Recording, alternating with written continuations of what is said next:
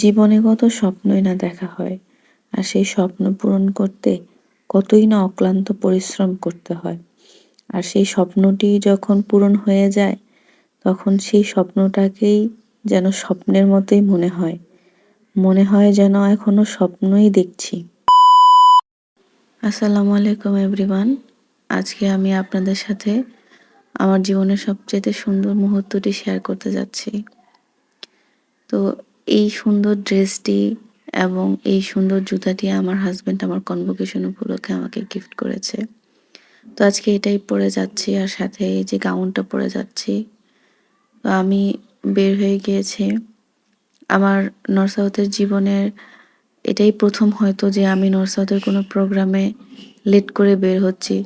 যেহেতু বাসা আমার দূরে, তো দেখা গেছে আমার হয়তো ১ ঘন্টা কি ১.৫ ঘন্টা আগে আমার বের হতে হয়েছে। তো যেহেতু আমাদের প্রোগ্রামটি ছিল এই ভেন্যুটিতে, অনেকেই হয়তো দেখে চিনতে পারছেন। এখানে বাণিজ্য মেলা অনুষ্ঠিত হয়ে থাকে। তো এটা আমার বাসার ৩০ মিনিটের ডিস্টেন্সে ছিল। তো আমি দেন চলে আসলাম। তো এসে আমার হাসব্যান্ডও আসছে। আমি যেহেতু আমার বাবার বাড়িতে ছিলাম, আমার হাসব্যান্ড গাজীপুর থেকে এসেছে। তো ২ জন এখানে দেখা করলাম এবং আমরা ভিতরে ঢুকে গেলাম। আর এই দিনটিতে আসলে যেহেতু আমাদের গ্র্যাজুয়েট ডিক্লারেশন ডে ছিল, তো এখানে বেশি একটা প্রোগ্রামের ব্যবস্থা করা হয়নি। জাস্ট আমাদেরকে গ্র্যাজুয়েশন ডিক্লেয়ার করা হবে, আর যারা গোল্ড মেডেলিস্ট তাদেরকে শুধু গোল্ড মেডেল দেওয়া হবে। তো এখানে শুধু 1 প্যারেন্টস অর 1 গার্ডিয়ান অ্যালাউ ছিল।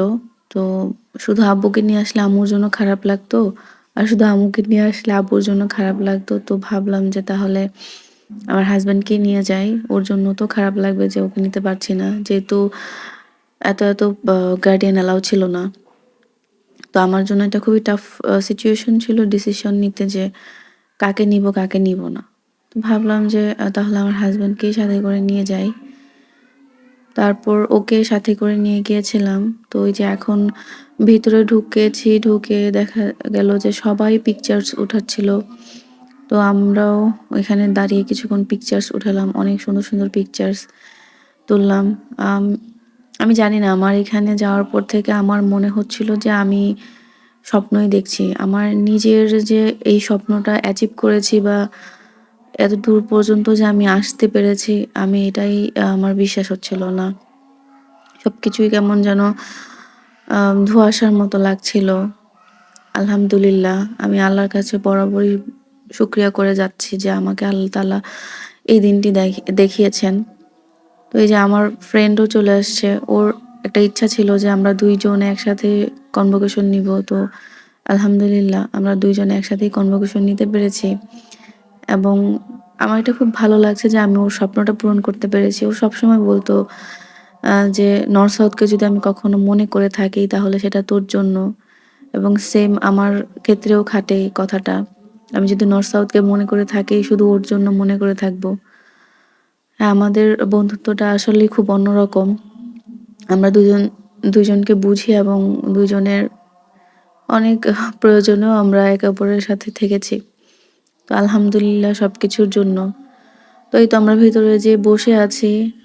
এই সামনের সিটগুলো ছিল ফ্যাকাল্টি মেম্বার্সদের জন্য।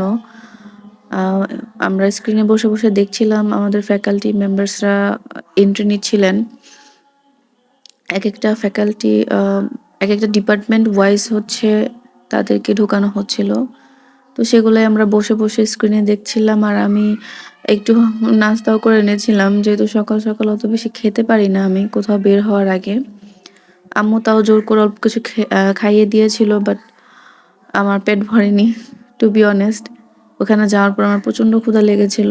আর খাবারগুলো তো দেখেছেনই কি দিয়েছে। এত মানে জঘন্য ছিল খাবারগুলা। খাবার কিভাবে বলতে নেই, কিন্তু টেস্টটা এত বাজে ছিল, বাট কিছু করার ছিল না। ওখানে একটা চিকেন শাসলিক ছিল। আমি জাস্ট ওই চিকেন শাসলিক থেকে খেয়ে আমি একটু আমার পেটটা শান্ত করেছিলাম, এই আরকি। তো এখানে আমরা সবাই দাঁড়িয়ে হচ্ছে ফ্যাকাল্টি মেম্বার্সদেরকে সম্মাননা জানাচ্ছিলাম। তারা যখন এন্ট্রি নিচ্ছিলেন, তো এই তো অনেকদিন পর আসলে ভয়েস দিচ্ছি, তো যেহেতু আমি এক্সামের প্রিপারেশন নিচ্ছি, আমি ওইভাবে পেজে বা আমার ইউটিউব চ্যানেলে মন দিতে পারছি না।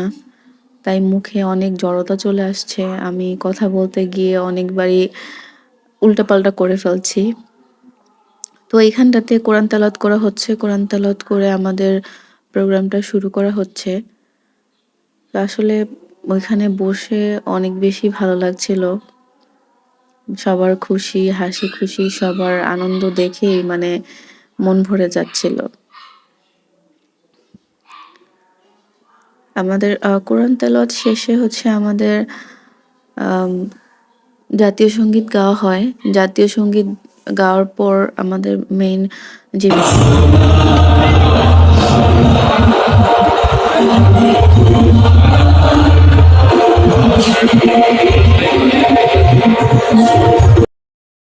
আমরা জাতীয় সংগীতের জন্য সবাই দাঁড়িয়ে পড়েছিলাম।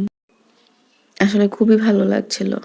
এত সুন্দর জাতীয় সংগীত, যেটা মনটাকে একদম ছুঁয়ে যাচ্ছিল।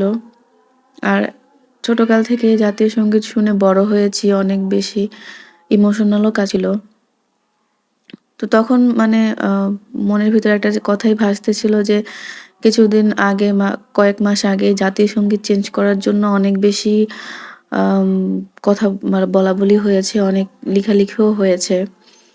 আমার কথা হচ্ছে যে এই জাতীয় সংগীতের সাথে আমাদের ছোটবেলা থেকে একটা ইমোশনের অ্যাটাচমেন্ট রয়েছে। এই জাতীয় সংগীতটা কিভাবে আমরা চেঞ্জ করি? কিভাবে আমরা এটাকে চেঞ্জ করে অন্য একটা সংগীতকে আমরা আমাদের জাতীয় সংগীত হিসেবে বুকে ধারণ করতে পারবো? আমার জানা নেই। আমি বরাবরই যখন জাতীয় সংগীতটি শুনছিলাম, আমার খুব বেশি খারাপ লাগছিল যে মানুষ কিভাবে চিন্তা করতে পারে যে আমাদের এইটাকে চেঞ্জ করা প্রয়োজন। আচ্ছা, যাই হোক, এখানে আমাদের প্রোগ্রাম শুরু হয়ে গিয়েছিল।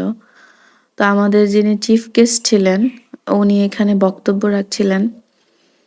তো উনি প্রফেসর ওয়াহিদুদ্দিন মোহাম্মদ ছিলেন। তো এই তো আমরা এই পাশে চলে এসেছিলাম, যেহেতু ওই পাশ থেকে আমাদের ভালোভাবে স্টেজটা দেখা যাচ্ছিল না।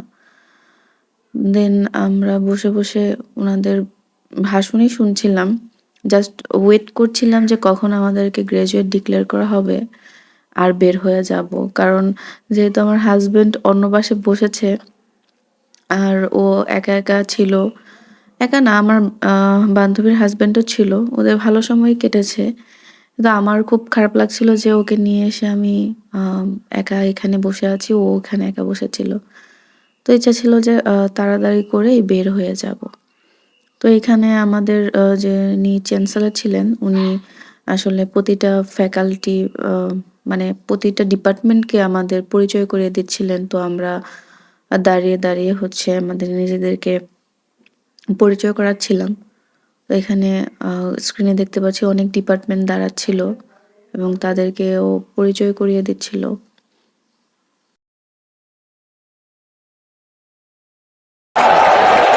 You are now graduated.